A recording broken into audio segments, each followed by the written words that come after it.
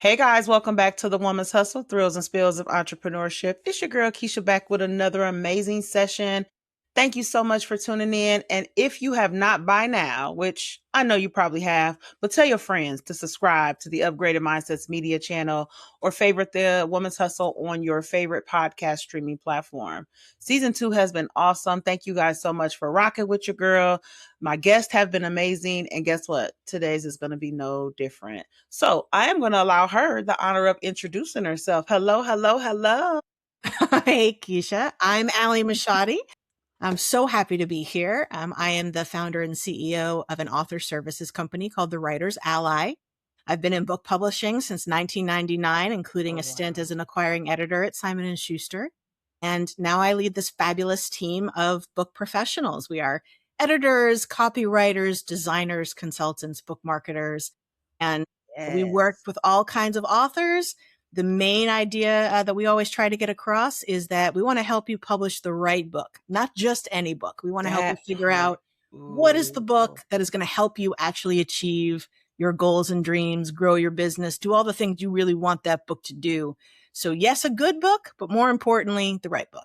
I love that because one thing that I definitely know in talking with clients, they hear a lot of people saying, oh, you need to publish a book, you need to publish a book. So I love that you said the right book because anybody can publish a book, you know what I'm saying? But is that book going to help you with the impact that you're trying to make? So I absolutely love that. And we're going to dive more into that. But I'd love to know a little bit more about your backstory because you came from, a very successful company and things like that and kind of shifted into your own. So I want to ask you about like the industry lessons from that because, we know as entrepreneurs, that we have the ups, the downs, but I also want to know what helped you within that company that kind of shifted into your own company.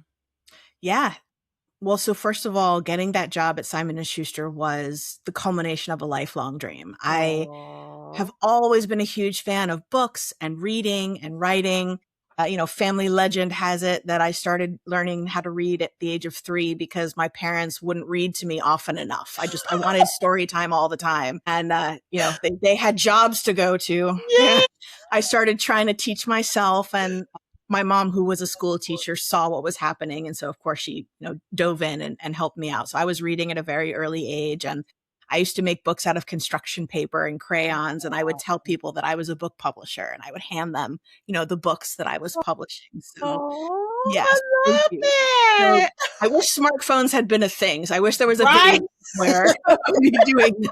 I'm much too old for that, but thanks. But yeah, it's always been in my blood. It's always been a passion of mine. And, fast forward many years to college and I was freelancing. I was getting my first paid freelancing jobs online and I was an English major. And I started interning for a small regional publisher where I really started to learn what book publishing was all about. And then I got that amazing opportunity. I got that first job at Simon & Schuster out of college. And I love it.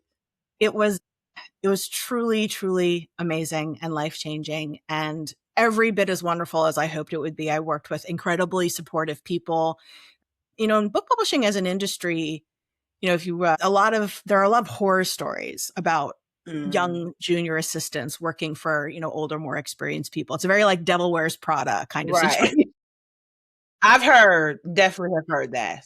And that just was not the case in my department. Everybody really genuinely wanted to help the young people learn and advance in their careers. And people really worked as a team. So I was incredibly fortunate to be in that kind of supportive environment and have the opportunity, to dive right in. My boss, she would have me do like second and third pass edits on projects she'd already worked on and then go over it with me, right? And like talk to me about what I was suggesting. And like really took me on as an apprentice. So I learned so much in the years that I was there. I acquired my first book before I'd been there a year, which was virtually unheard of, and just really dove right in with both feet. And honestly, the only reason I left or were an instigating event, as it were, there was this book and it was written by somebody who had suffered from a particular illness and had recovered and wanted to write this book to tell people more about it. And she'd gotten her doctor to write a foreword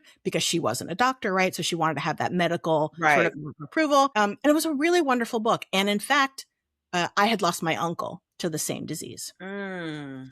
And so I felt very attached to the project. And I Yeah. thought, this is something that really deserves to be published. This deserves to be out there. People aren't talking about this yet. And I was in the editorial board meeting, which was the meeting we had every week where everyone would bring the projects they wanted to acquire and talk about it and get approval and get money to make the offers. And everybody was really supportive. The executives were like, we see what you see here. This is a really solid project. But unfortunately, the author doesn't have a big enough platform. She's nobody, basically. Yeah. And I remember the publicist saying, well, maybe if a celebrity got the disease, we could do it. Wow. And it was a real moment for me. And I was just like, you know what? I get it, right? Big publishing, that was the defining moment where I really understood that big publishing is a very specific business model. And I get it. They got to sell millions of copies of books to make their overhead. They're operating at mass market level. But right about the same time, the internet was really, becoming more and more robust. We started to have print on demand technology, which was the early digital printing technology that allowed people to print books one at a time instead of having, boxes and boxes of them in their basements. So all of that stuff was happening at the same time. And I could really see that there were more ways for people who had books and messages and information that was really valuable and really worthy, that was never going to sell 1 million copies, but could still have a real genuine impact, both on the author's life and on the reader's lives. And I thought there's definitely a place in the market for these people. And traditional publishing is just not that place. It's just not suited for that level of author. And so I left so I could help working with authors a little bit more directly. I love that. Listen, let me tell you, I got goosebumps, because I think that your story is just so amazing. But I also want to go back a little bit because, when we talk a lot about like leaving corporate America, going into entrepreneurship, we most of the time hear about like bad stories and, how it was toxic environments. So I love that you brought a different perspective in that. You didn't leave because of that. You left because you were really stepping into your purpose. And I love it. I am all about it. Like, I get so excited about that. I want people to understand though, like stepping into your purpose, with business or whatever it is, does not mean you are automatically saying you need to leave corporate America because of toxicity or whatever. I have clients and other previous podcast guests who are still in corporate America and still have their businesses and are happy, so I don't want, we talk about breaking stigmas all the time. So I'm glad that you really brought that perspective up, because it really, can let people know you don't have to be in a bad environment to want to leave your job. You just want to step into purpose. I love it. I love it. It was hard. I mean, it was hard to give up my dream job. I had to give up my dream job to do something that I really felt was what I was meant to do. Yeah. Yeah. That's really like a mindset shift too. Kind of like, I'm giving this up because this was my dream, but you kind of evolved from that, but still wrapped in that dream. It just wasn't that dream organization anymore, but you were creating your own, girl. Yeah. So your entire philosophy kind of centers on helping authors avoid writing the wrong book. I do want you to touch on that a little bit more, because what I know for me, I am an author. I published my journal, which was From Havoc to Healing, 30 Days of Reconditioning. I really wrote it in 2020 because it was my personal transformation that I started. And I read it 2.5 years later and was kind of like, this aligns with like what I do as a coach, helping women like break free from the lack of self-prioritization and people pleasing and all of that. All of that was the first 30 days of me breaking away from that. So I thought that really aligned with me and my brand. But I'd love for you to share a little more insight on what you see when it comes to understanding what the right book is for individuals on various levels. Yeah, absolutely. So the first thing I want to say about right book versus wrong book is that it has nothing to do with the quality of the book, right? A lot of people, when they go to write a book, they're very fixated, understandably, on whether or not the book is good enough, right? I get that question a lot. I don't know if it's good enough. I don't know if it's worth it, right? Like I wrote this thing. I don't know if I should do anything with it. That's not what this is about, because the truth is you can write an objectively really good book. It can be well written. It can have nice stories. You can put a beautiful designed cover on it, right? You can do all the right things and end up with a book that cosmetically looks really good, that doesn't move the needle for your business, right? It just ends up gathering virtual dust in your Zoom background. You don't actually do anything with it, and then you get all these people who feel so heartbroken because everyone told them they had to write a book. Right. And so they wrote a book. And then it's like, well, now what? Right? Like, what are we supposed to happen? Right. Now what? Yeah. Now what? So the right book is the book that you have strategically aligned with who you serve or want to serve, what uniquely makes you, you, and what exactly you want to do in the world. So when people, again, think about publishing a book and you say, well, what do you want to happen? What do you want this book to do? Well, people always say, well, I want to sell books, right? Right, yeah. And sure, of course you do. Of course you want to sell books. Yeah. Absolutely. But beyond that, right? What is the goal beyond that? Exactly. Is the book meant to attract clients? Is the book meant to be something you can send to conference organizers to pitch yourself as a keynote speaker? Is it meant to be a part of a funnel or a workshop or something where the book, factors into the work you're going to be doing in your group program? So there are lots of different purposes and ways that a book can be leveraged to get different results for your business. And some of them overlap. It's not like each one is totally distinct. But there is a very real risk that if you don't think through the answers to those questions before you write the book, or at least somewhere in the process of writing the book, you're going to end up with that book that is objectively good, but not dialed into what you want it to do. And I can give you a really great story that I think illustrates this. Please perfect. share, please. So many years ago, a woman approached me, a coach, and she was just about to release her first book, and she contacted me for book marketing. So we had a conversation. I was asking her questions. Now, her niche as a coach was very well defined. She knew that she wanted to work with women who had low self-esteem issues, specifically because they had been victims of abuse. Now, this was something she had overcome herself. And so she knew, how to come through it. And she had gone and gotten coaching training. And now she wanted to help other women like herself. So women who had suffered from abuse, any kind of abuse, that now were struggling with low self-esteem. Awesome. Yeah. So a lot of people said to her, well, you're about to launch a business. You should write a book because the book will help you get clients. So she wrote this book. But here's the problem. She didn't have any clients. It was a brand new business, right? So she didn't have any case studies or client stories of her own to share. The other problem was because she didn't have any stories of her own, she opened the invitation to her general network. And what she ended up getting was a collection of essays and stories about women who had overcome low self-esteem, but not all of the women had overcome low self-esteem because of abuse. It was just a generalized collection of people who had struggled with self-esteem. So in the end, she had a book that was, again, objectively a very inspiring, lovely collection of stories of women who had overcome low self-esteem. But almost none of them represented her target audience. None of the women had actually been her clients. And none of the women talked about coaching as a solution. Yeah. So she had this very nice book, right? But it was not going to sell her business. It was not going to bring her clients. Yeah. And no amount of book marketing was going to fix that. Yeah. That's a reality. Yeah. That's a reality that we sometimes don't want to hear because we just listen. Like we'll hear people say something and we won't kind of dig deeper and kind of see if that's something that is going to be of value for us. We are so quick to start businesses. And I absolutely love that. We are one of the fastest growing women, grow businesses and start businesses faster than men. However, we don't have the backlining, the ecosystems, the structures. We just start. And that's a prime example of kind of her ecosystem not being all the way together because the book could have probably been very much more effective 2 years later once you, like you said, once she had clients, once she had, case studies, once she had all of that. So I think maybe was it just the timing, you think, that just kind of was this wasn't a good timing for you to be able to put this book out, and the contents of it might have been a little different too. Yeah, I have that conversation frequently, especially with new business owners, because I think that's a real, sort of myth, I guess, to bust is that if you're new to business, you should write a book because it will help you grow your business. And it's true. A book, it can be very powerful to help you grow your business, but you have to have a business to grow first. That's part. Come It on, doesn't, tell it them, doesn't, Ally.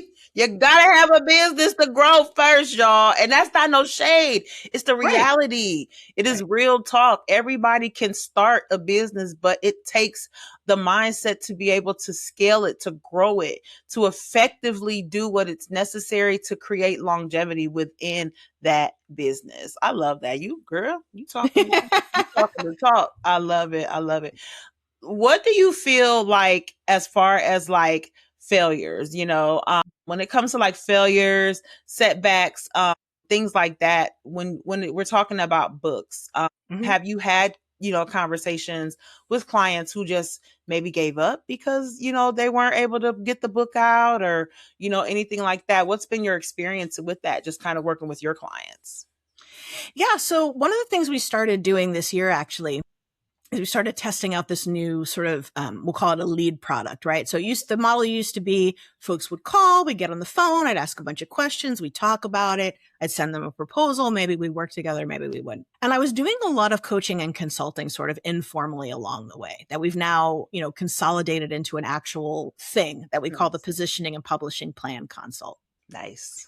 And one of the things that I'm seeing is that when I sit down to have that initial consult with clients, it becomes very clear very quickly if they really are as serious as they think they are. So everybody comes in saying they want to write and publish a book. But then as soon as you start digging into what it's really going to take, right? Another example, I had a gentleman recently, and he'd been podcasting for a while, and he had real credibility, right? He was a therapist, and he had some experiences, and he wanted to write this book. And he had all these ideas, and he had sort of been putting it together, and he came to me and said, I just don't know how to move this forward. I know I want to do this. I know I want it to be about this.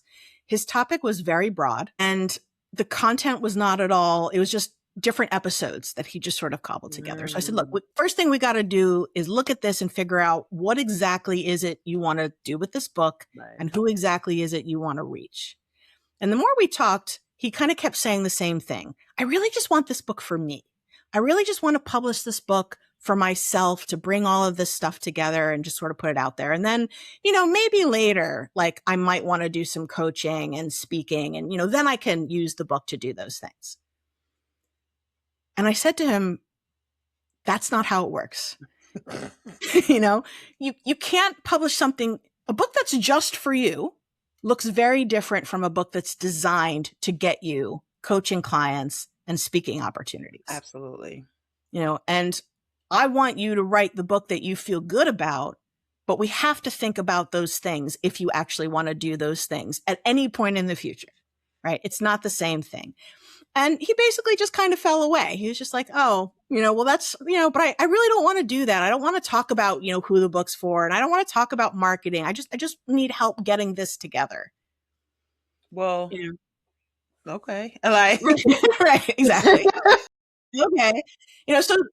So sometimes people are very excited about publishing a book because they just don't know what they don't know. And when, my job is to help them understand how to connect the gap between what they really want to do and what they think they want to do. Like what are the pieces that are really involved in making that happen? And is this actually what you want? Another really great example was a woman I spoke to last year, really smart, really accomplished, had done a lot of really cool things in her life. She was an executive who was sort of retiring from the corporate sphere and turning to coaching again as well. And the more we talked, the clearer it became that what she really needed was a course, not a book.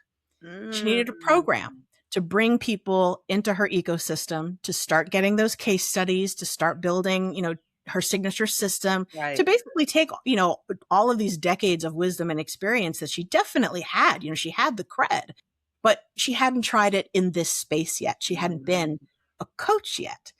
And so the more she talked about her content, it made so much more sense for her to start with a course and to build an audience before she ever did a book. So having those conversations early, I think sometimes really surface important decisions. And sometimes the decision isn't to move forward with the book after all. That part. I agree. And I love that you guys have put together, which I know you've had already, but I love that you have really optimized the system of figuring that out, because that is what is so important so many people just are doing things and then they're not consulting with anybody, and they're just saying, because they're following trends. We see people on social media for a 90-second video and you're like, oh my God, I want to do what they do. But do you understand like what they've done in the background, what systems are doing, especially when it comes to writing a book? Because everybody's like, well, Keisha, you haven't published another book yet. No, I haven't, because there's the book that I published was my journal. Right. It aligned because it was my personal experiences, the shifts that I was in the process of making. And I have made those shifts, but it published 3 years later. So I was able to talk about that I have made these shifts that are in this book that was my journal. But I personally don't feel like that I am ready for the book with regards to business. Now, if you want to talk about my tell-all memoir, that's a whole different story, right? But for business purposes, I don't think that I'm ready for that. So first of all, I want to thank you for validating that for me, because I don't feel like I'm ready for that yet. From that business perspective, I do guides, I have courses and things like that. So thank you for that confirmation. You just don't know. You confirmed some things for me. Yeah. Thank you. No, you're welcome. I mean, that's why I'm out here, because people hear these things and they think like, oh, everyone has a book but me. I have to have a book. Everyone's telling me I need a book. And like, look, maybe they're right. Maybe it is time for a book, but sometimes a book is not the right tool to get the job done. Mm-hmm. And sometimes it might be the right tool, but to your point earlier, it just may not be the right time, right? That first story I told, a book would certainly have been a good tool in her toolbox, but it was way too early. And because it was way too early, the book itself wasn't the book she really needed. Yeah. I love it. I love that. Girl, get it. So I want to talk a little bit about the future of publishing. We've got so many things out here now. Of course, I would not be valid if I didn't talk about AI for a second, but I just really love for you to kind of chime in a little bit. Where do you see the publishing world heading, and what excites you most about that future, and what kind of scares you a little bit, if there's any balance in that? Man, publishing is so rich and so fascinating. I find it so interesting that it's one of these industries that has been around really for a long, long time. Thanks. And it's evolved and lasted through so many crazy upheavals, right? So, just as a small example, we talk about traditional publishing. Some people will call it legacy publishing, right? Yeah. Or they call it traditional publishing. And the truth is that book publishing as an industry started off as self-publishing. All of these classic works, Dickens and, Virginia Woolf and all these really early authors, maybe not Virginia Woolf, she's a little bit later, but these early folks that we were reading in school, most of them funded and published those books themselves and sold those books themselves. Or maybe they had a wealthy friend, a benefactor, who helped to fund the publishing and distributing the books. So as an industry, it evolved from self-publishing, from independent publishing.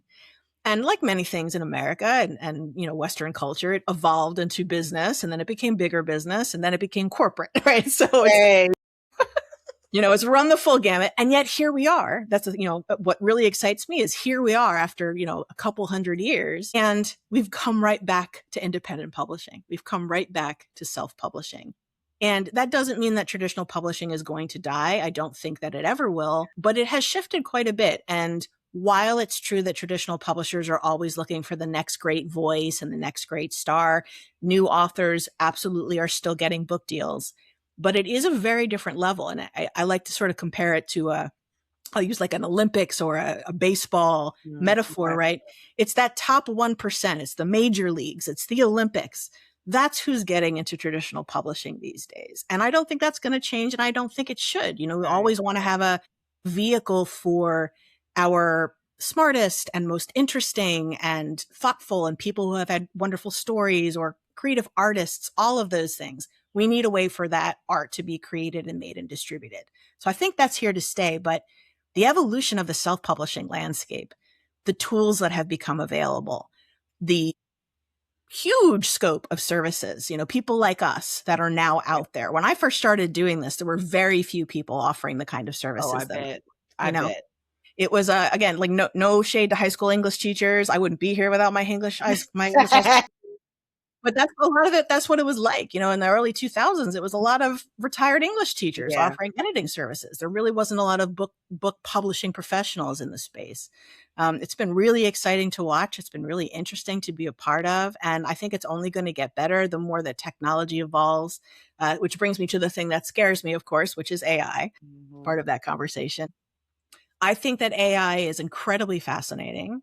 I'm not of the doomsday opinion. Unfortunately, a lot of conversations these days around AI seem to be very polarized. It's either going to save the world or destroy the world, right? There's like no in between. You're right about that. Facts. I have a more moderate opinion of it. I see it very much as an advanced tool that can be leveraged to do really incredible things. I use it in my business, not for writing, not for editing, but for brainstorming and constructing outlines and, mapping out campaigns and processing data for all kinds of things. It's really useful. So what we're seeing in the publishing industry is a lot of companies using AI on the back end, which is sort of invisible to most people, but it is being used pretty heavily to process numbers, make decisions, think about whether or not. I saw recently a tool that someone had designed to help publishers analyze a category to see if a book they were considering was going to be a good idea or not, if they should acquire it or not. So it's being used in a lot of really interesting ways that I think could be valuable. But of course, what most people are talking about is people using AI to write their books. To write it, right. Yeah. And it's really so interesting, Keisha, because on the one hand, you have people who are, no joke, literally going in and saying, I have this idea for a murder mystery. I want it to be about this, and it should be, 50,000 words, write my book. And like, it definitely is. Right? Like, people are definitely doing that. And I have seen some of those manuscripts. Oh, I bet you have. I have. I bet you have. And it's such a fascinating thing from an editorial perspective to be able to look at a document that on the surface is deceptively well written, right? Like that's the trick of AI. It's able to produce this sort of surface level of sophistication that is only on the surface. Like often when you read a little bit more deeply with someone who doesn't know how to use AI properly, you have something that reads well in the most basic level, but like literally doesn't make sense. Like it's saying things that don't make sense. So they're using AI to write it. They're not proofreading it. So let's just keep it real. Right. And again, like we're not just talking about, the basic like punctuation and spelling. Like AI is great. It will give you a very clean, very lovely, grammatically correct, properly punctualized document. But if you don't have the expertise and you don't have the skill or the judgment to assess what's coming out of it and to be able to turn that into something that's actually marketable or that's actually something that's going to connect with people, then really you just have a lot of well-written gibberish. Yeah.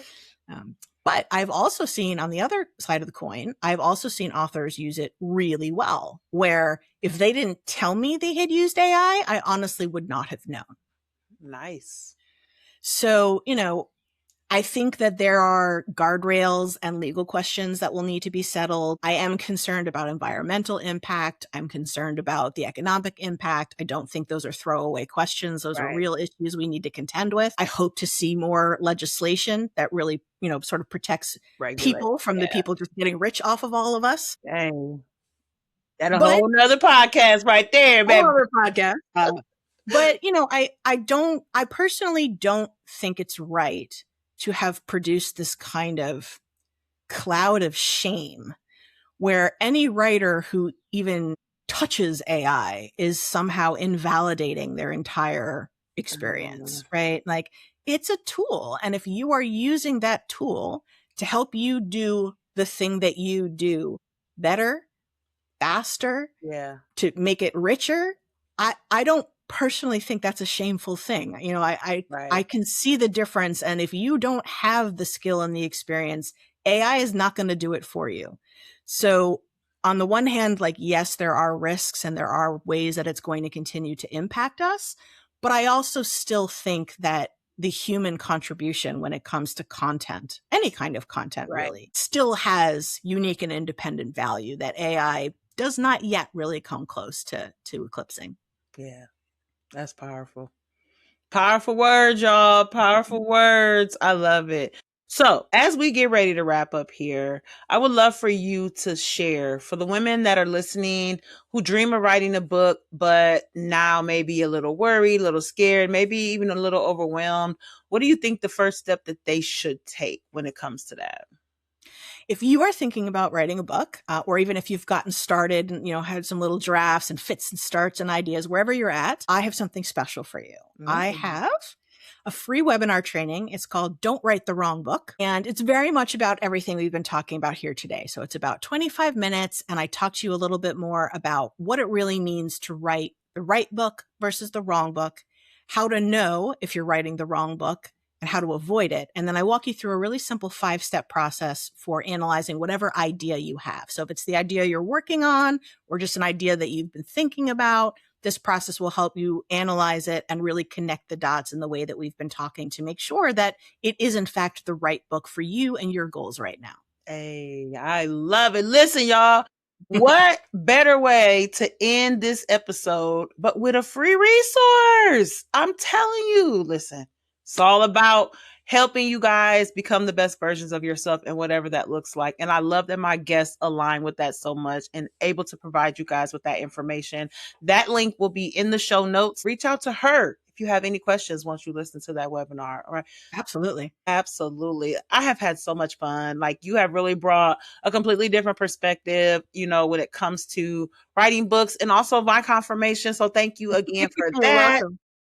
But please let everyone know where they can find you, what's coming up for you for the rest of 2026, all that good stuff. Yeah, so you can visit us at thewritersally.com. We've got a library full of free resources, videos, downloads, a whole bunch of stuff you can check out. I do monthly Ask Me Anything sessions. They are free and open to my community, but you have to be on my list. So go and either watch the webinar, which will get you onto my list, or check out one of our free resources and sign up there. And maybe I'll see you around. Hey, that sounds like a great plan. Listen, you guys, at the end of the day, you have to know what's right for you and what's not when it comes to everything that you're doing as a business owner. If you have the thoughts of writing a book, there's nothing wrong with that. And I highly encourage to keep the thoughts fresh in your mind, but make sure that you are taking advantage of resources, tools, and support to make sure that you're doing it the right way so it can be the most effective for you, your business, and your brand. All right.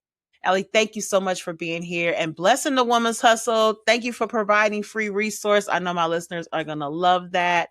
And I appreciate you being here.